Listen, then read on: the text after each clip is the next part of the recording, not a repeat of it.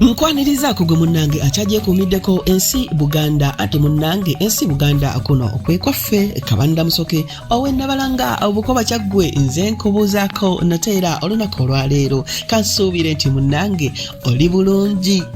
Olunaku olwaleero nkuleetedde abantu abazaalibwa mu Museenene. Museenene muyite Novemba oba omwezi ogw'e11. Abantu nno bano abazaalibwa mu mwezi gw'e11 mbu okubamatiza kiba kizibu, babeera babanguzi. Abantu abazaalibwa mu Novemba oba mu mwezi gwa Museenene baba babanguzi. Bwe basanyuka kiba kitalo, ate bwe banyiiga tebasoboka.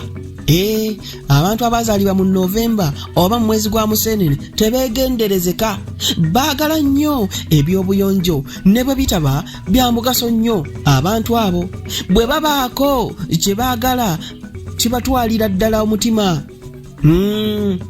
Omutima tegubaamu ng'alina kyayagala omuntu eyazaalibwa mu mwezi gwa Novemba oba omwezi gwa Museenene.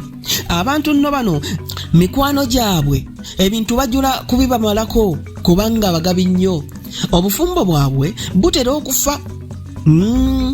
Ate babeera bakambwe nnyo abantu abazaalibwa mu mwezi gwa Novemba. Museenene guyite ogw'e11 abange ebyenno bye bikwata ku bantu abazaalibwa mu mwezi ogwo. Ayi Katonda kuuma Namulondo.